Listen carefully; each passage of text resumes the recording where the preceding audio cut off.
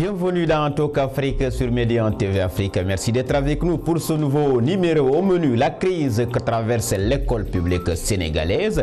Ce n'est pas encore demain la veille du dénouement et pour cause, le SAEMS, le syndicat autonome des enseignants du moyen secondaire, le QSEMS, le cadre unitaire des syndicats d'enseignants du moyen secondaire, mais également le CELS, le syndicat des enseignants libres du Sénégal, 4 organisations syndicales les plus représentatives dans le secteur éducatif, maintiennent encore leur mot d'ordre, le principal point de leur plateforme revendicative qui constitue le point d'achoppement lors des négociations avec le gouvernement, l'alignement de l'indemnité de logement.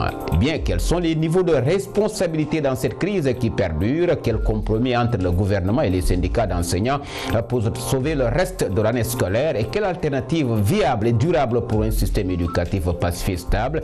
Eh bien, deux invités avec moi sur ce plateau pour en débattre. D'abord, nous avons à notre droite, nous avons Modou Gueye, il est donc le président de l'ONG Faith Education. Merci d'être avec nous. Merci M. Diallo. Avec moi également sur ce plateau, Mactar Dabo, il est expert en activité syndicale, mais également le secrétaire général de l'administration des cadres, du syndicat plutôt des cadres de l'administration publique, c'est bien cela. Merci d'être avec nous et bienvenue. Merci M. Diallo. Alors Mactar Dabo, on va commencer avec vous. La crise dans le système éducatif qui perdure encore alors que nous sommes seulement à 3 mois des examens de fin d'année.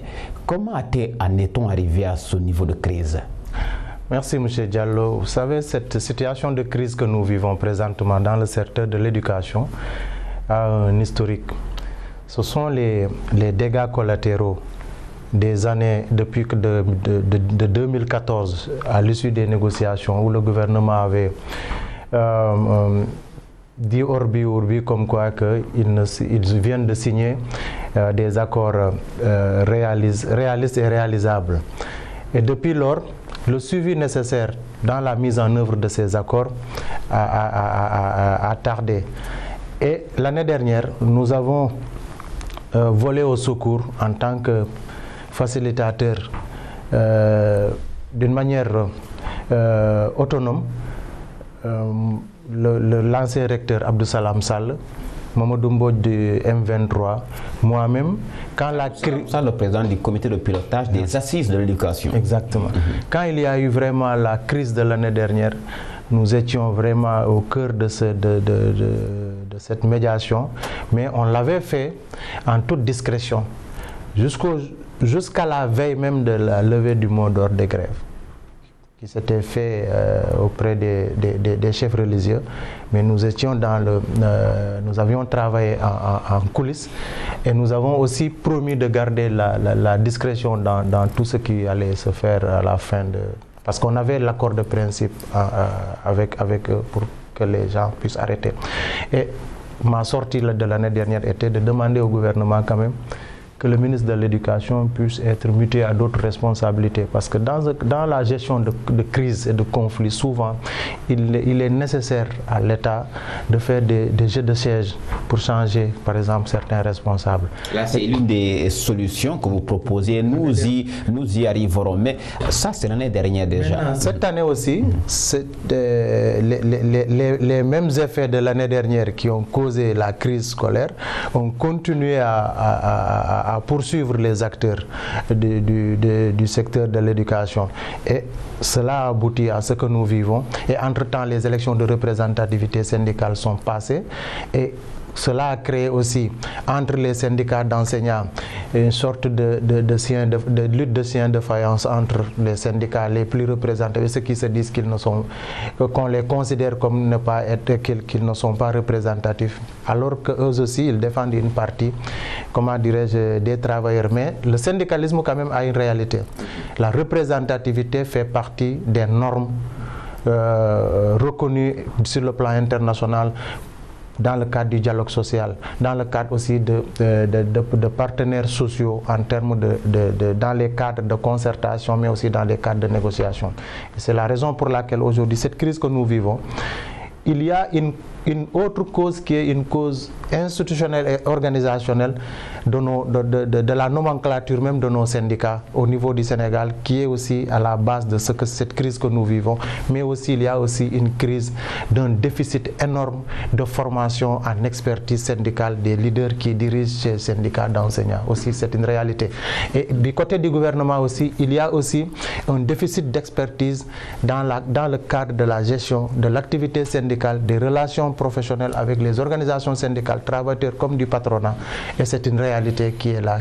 Tout ça combiné constitue aujourd'hui vraiment cette bombe explosive sur le plan social que nous vivons dans l'éducation. Alors, ceci étant dit, Modou Gueye, c'est vrai que les organisations syndicales les plus représentatives dans le secteur éducatif, le GSI, et même si le SNELS de Souleymane Diallo, entre-temps, s'est retiré en annonçant la suspension de son mot d'ordre de grève, maintiennent leur mot d'ordre, et ce malgré la proposition du chef de l'État à la veille de la fête du 4 avril faite à tous les enseignants d'allouer l'indemnité de logement ou de l'augmenter qui est de 60 000 à 85 000 francs CFA. Aujourd'hui, comment comprendre et expliquer l'attitude de ces enseignants grévistes? Merci encore, M. Diallo. C'est un plaisir donc d'être avec vous. Bonjour à M. Dabo. En fait, pour revenir à la question, moi je pense que ce qui existe, c'est qu'il y a une rupture de confiance. Une rupture de confiance pour dire que c'est comme si les enseignants, ou bien ceux-là qui les représentent, les délégués syndicaux, ne peuvent plus faire confiance à l'État, qui a du mal à respecter ses engagements, disent-ils, depuis des années. Alors, ceci étant dit, si à un certain moment, les enseignants, les syndicats ont demandé d'être reçus par le président de la République, qui était seul gage, seul garant de ce qui se passe aujourd'hui pour qu'on puisse avoir un dénouement. Le président les a reçus, a fait une proposition, mais il n'y a pas de satisfaction. Ce qui veut dire que ces enseignants-là attendaient plus. Donc, le président a proposé... Oui, le président a proposé 25 000. 25 000. Les enseignants demandaient... Donc plus les 60 000, ça fait 85 000. Et les enseignants ont demandé... Les enseignants sont allés là-bas avec des propositions différentes. Certains ont dit qu'il faut un alignement. L'alignement, c'est quoi? Sur la base du diplôme obtenu et selon l'indemnité de logement octroyée à ceux-là qui ont les mêmes diplômes dans la fonction publique. Donc l'augmentation soit faite de cette façon. D'autres disent non. Nous savons que peut-être pour l'alignement, nous sommes conscients de certaines dispositions budgétaires peut-être dont vous parlez, donc ça ne serait pas facile pour vous. Mais à défaut d'avoir l'alignement, alors nous allons nous contenter d'avoir une augmentation substantielle. Ce qui veut dire qu'il fallait donc faire plus pour que ceux-là se retirent et donc aillent commencer le travail. Mais le problème est qu'au niveau de la fonction publique, en réalité, le système de rémunération a été complètement désarticulé. Il n'y a pas un rééquilibrage, vous voulez dire? C'est complètement déséquilibré. De sorte que on sent qu'il y a un certain gêne du côté de nos autorités pour pouvoir le dire et pour pouvoir assumer les responsabilités. Parce que si par exemple vous voyez quelqu'un qui travaille dans un domaine précis de l'administration, embauché par la fonction publique, qui a l'équivalent du diplôme du professeur d'enseignement moyen ou secondaire. Ce professeur-là qui travaille pendant 10 ans, vous voyez un jeune qui sort avec le même diplôme, qui commence à travailler, la première année, il peut payer presque le professeur qui a travaillé. Donc, ce sont ces genres de problèmes qui existent dans la fonction publique et qui gênent les enseignants, d'après les informations que nous avons eues. Alors maintenant, le fait est que pour pouvoir sortir de crise, parce que c'est là le problème, il faut que la rupture, cette confiance soit renouée. Que les gens se parlent et de façon très sincère. Ce qu'ils sont en train de faire depuis quelques moments, les syndicats d'enseignants qui ne cessent de négocier avec les autorités de tutelle, en l'occurrence le ministre de l'Éducation nationale, et qui ont même rencontré le président. Finalement, c'est pas ce qui pose problème. J'en viens à ce que vient de dire M. Dabo par rapport à la responsabilité de nos autorités à gérer les crises syndicales. Alors, il y a des déficit de formation syndicale du côté des représentants syndicaux, du côté de ces syndicalistes-là. Mais il y a aussi une certaine ignorance de nos autorités à pouvoir communiquer et à pouvoir échanger de sorte que les conflits puissent être gérés. Non, mais juste en amont, avant, et que cette communication-là puisse être faite de la façon la plus prompte, la plus efficace. Tel n'est pas le cas. Actuellement, vu qu'il y a rupture de confiance, les syndicalistes disent non, nous disqualifions le ministre de l'Éducation nationale. Donc c'est le ministre de tutelle. C'est le ministre de tutelle. Alors, en lieu et place donc d'avoir le ministre de tutelle, il y a des organisations, il y a des associations, il y a des bonnes volontés.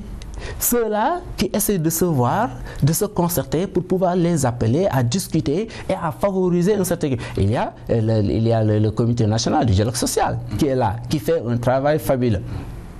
Mais malheureusement, la responsabilité première de gérer la crise qui incombe au ministre de tutelle, à savoir M. Salim Metiam, cette responsabilité-là est un peu n'est pas encore assumée. Très bien. M. Dabo, avant d'en venir au niveau de responsabilité, parce que quoi qu'on dise, il y a des responsabilités à situer de part et d'autre. Vous êtes le secrétaire général du syndicat national des cadres de l'administration publique. Aujourd'hui, c'est le principal point d'achoppement qui constitue l'alignement d'un invité de logement en se référant aux critères de diplôme. Est-ce aujourd'hui ce point de revendication à vos yeux est légitime et légal également? Oui, vous savez, l'étude sur la rémunération au niveau de l'administration, de la fonction publique, a montré des disparités. Mais il faut aussi que les gens puissent, d'une manière objective, faire une analyse des motivations qui ont abouti à ces disparités.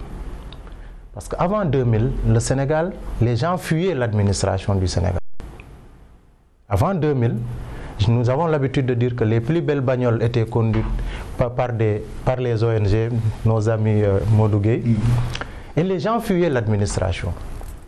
Tout ce qu'on peut dire au régime sortant, il faut reconnaître que de 2000 à 2012, ils ont essayé de redorer le blason de l'administration publique, en augmentant les salaires, les indemnités, et en faisant de sorte que les gens puissent quitter le privé pour venir et rester dans l'administration pour permettre au Sénégal de faire des bonds en avant sur le plan de son développement économique et social.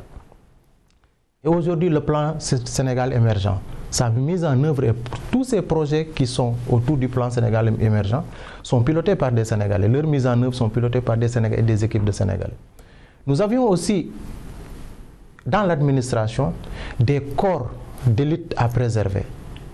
La magistrature, les hauts cadres de l'administration, qu'on perdait fréquemment avant 2000. Mais dans la mise en œuvre maintenant de cette politique de motivation, des indemnités, il y a eu quand même des disparités. Maintenant, nous savons que l'accès à des fonctions et à des emplois au niveau de l'administration ne se fait pas par la même façon. Il y a des corps où il y a une sélection très élitiste pour y accéder. Si dans nos revendications on dit qu'on va aller vers le nivellement vers le bas ou bien le nivellement vers le haut, c'est vraiment diviser l'administration pour régner. Moi je crois qu'il faut être équitable. Équitable veut dire que permettre à tous les corps d'avoir des indemnités qui peuvent leur permettre de prendre en charge, c'est-à-dire le volet logement, le volet risque, le volet responsabilité dans leur travail, sans pour autant que les gens puissent dire que nous devrions avoir à diplôme égal, nous devrions avoir les mêmes indemnités. Parce que les gens ne sont pas recrutés à diplôme égal dans l'administration. Vous trouverez dans le syndicat des enseignants des docteurs d'État. Vous trouverez des masters 2, mais ils n'ont pas été recrutés par ce diplôme. Donc aujourd'hui, ce qu'il y a lieu de faire, c'est de réfléchir sur un type de gestion qui ne créerait pas une disparité sur le plan de la nomenclature budgétaire, mais aussi du respect des critères de convergence. Je prends l'exemple. L'État aujourd'hui, dans le cadre de l'UEMOA, nous sommes tenus à respecter certains critères de convergence, notamment la masse salariale, pour dire que nous ne devrions pas dépasser 35% de nos recettes fiscales en matière de masse salariale. Il y a aussi le respect de certains critères sur le déficit budgétaire. Mais qu'est-ce qu'il y a lieu de faire? C'est pourquoi, à ce niveau, l'État aussi devrait, dans la formulation de sa politique économique et sociale et de sa vision prospective, intégrer la préoccupation des syndicats en leur disant, écoutez, nous voulons, dans 5 ans ou 10 ans, que vos indemnités puissent quitter ici et arriver à ce stade. Maintenant, l'assiette fiscale, quelles sont les idées que vous avez pour que nous puissions avoir une masse salariale ratio 35% sur recettes fiscales qui permettrait de prendre en charge la majeure partie de vos préoccupations financières. Mais l'État ne le fait pas. L'État est en vase clos, réfléchit, alors que nous savons que dans les organisations syndicales, notamment même d'enseignants, il y a des expertises avérées. Nous savons que l'assiette fiscale aujourd'hui peut être élargie. Beaucoup de Sénégalais ne payent pas d'impôts. Alors que les travailleurs sont les premiers à payer l'impôt parce que les impôts sont précomptés sur leur bulletin de salaire. Alors, Modou Gueye, c'est vrai qu'il l'a dit, on reviendra avant la fin de cette émission. Au lendemain de son élection, on s'en souvient encore, de Macky Sall à la tête du Sénégal, il avait instruit à son gouvernement de signer des accords réalistes et réalisables, même si on peut reconnaître quand même que le gouvernement précédent avait laissé ici des points de revendication, un stock de revendications qui attendait d'être satisfait. Aujourd'hui, les enseignants campent sur leur position. L'État continue à négocier alors que nous sommes pratiquement à quelques encablures des examens de fin d'année. Finalement, s'il faut situer les responsabilités, sera à quel niveau? On dit très souvent, dans une crise pareille, les responsabilités sont partagées. Mais très souvent, je dis, lorsque vraiment les responsabilités sont partagées, on a toujours des problèmes pour avoir une solution. À chaque niveau de responsabilité, celui-là qui se sent responsable doit l'assumer. Et vice-versa, chacun pourrait faire quelque chose pour trouver une solution définitive. Comme vous l'avez dit, il n'y a pas de négociation, il y a négociation. Dans tous les cas, il n'y a pas encore de solution. L'année tire à sa fin, la crise est vraiment aiguë, insoutenable. Surtout pour les élèves. Alors, maintenant, s'il faut trouver une solution, ça doit être à l'immédiat, tout de suite. Parce que quand il s'agit de questions d'année scolaire, c'est sur le temps, c'est sur des mois. Et actuellement, il ne reste que presque moins de 2 mois. Il reste moins de 2 mois. Finalement, donc, quel compromis entre le gouvernement et les syndicats? C'est comme je l'ai dit, pour moi, le meilleur compromis serait basé sur la confiance d'abord. Que nos autorités aient l'audace de dire que voilà ce que nous allons faire et qu'ils s'engagent à le faire. Et qu'il y ait des garants. À proposer déjà, il n'en manque pas. Non. Le problème est qu'il n'y a pas encore de garant. C'est ce déficit de confiance-là qui pose problème. En fait, si vous demandez aux enseignants, eux, ils disent non, mais c'est ce que vous avez dit il y a des années. Vous ne pouvez pas le faire parce que le problème principal actuel... Le problème principal, je ne coupe pas, mais ce qui pose problème, parce qu'on ne parle pas de nouveaux accords, on parle du respect des accords signés. Ça veut dire que les accords ont été déjà signés entre les deux parties, mais il faut faire le suivi. Donc, où se pose le problème? Si par exemple, il y a déficit de confiance, les enseignants disent, mais il faudra le faire tout de suite. Alors maintenant, il y a des choses qui peuvent se faire tout de suite. Il y en a d'autres qu'il faudra essayer de déprogrammer, de reprogrammer. Alors moi je dis que des personnes comme M. Dabo pourraient essayer de faire le travail à la place du ministère du tutelle. Et ils étaient sur cette voie-là. N'eût été la dernière sortie malheureuse du ministre de l'Éducation nationale, moi je suis convaincu à ce moment-là, il y aurait une issue heureuse. Alors il faudra laisser aux Sénégalais les bonnes volontés de faire la médiation, d'appeler les syndicalistes, c'est des enseignants, tous, ils sont responsables, ils sont conscients de leurs devoirs et de leurs responsabilités. Si on les appelle à la prise de conscience, ils le feront.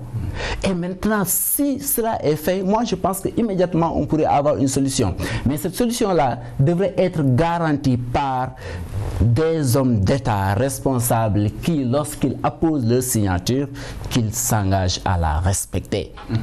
À partir de là, moi on pourrait avoir une solution. Maintenant, il y a un autre problème aussi par rapport à l'indemnité de logement, parce que l'achèvement est toujours là.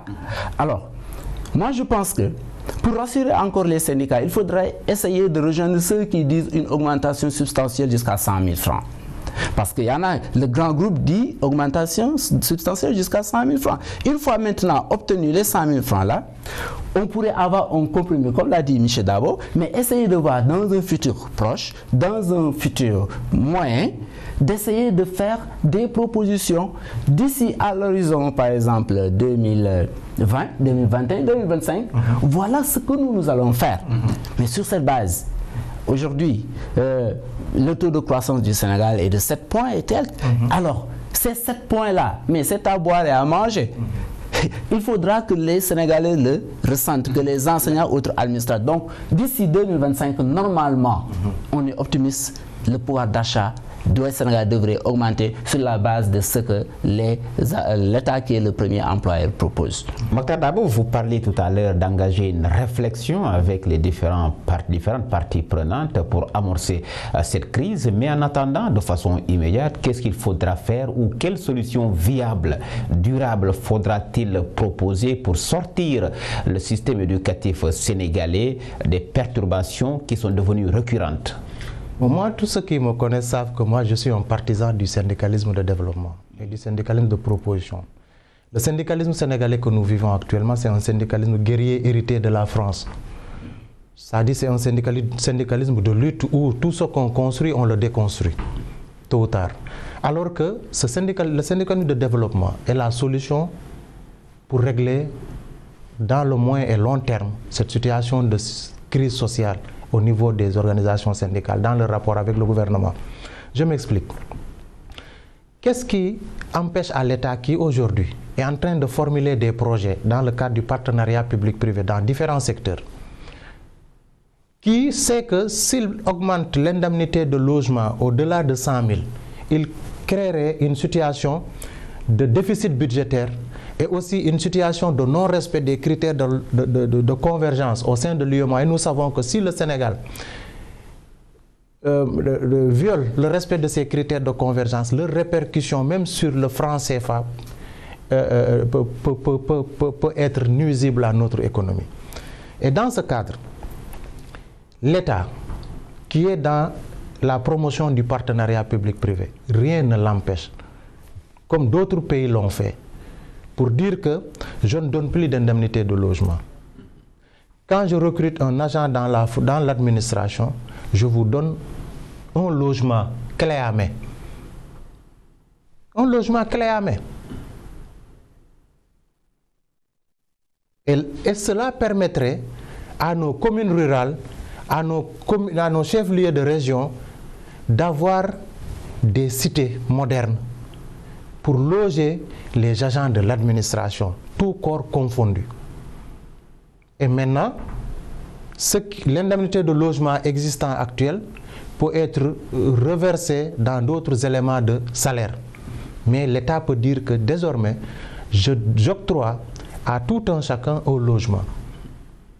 Si ceux qui sont passés peuvent continuer avec leurs indemnités de logement parce qu'ils ont un logement, mais les nouveaux à venir, l'État peut le faire et cela n'influerait pas sur la rubrique masse salariale du budget national. Et ensuite, l'État aujourd'hui, comme l'a dit M. Gueye, il est fort probable que l'État puisse aller jusqu'à 100 000.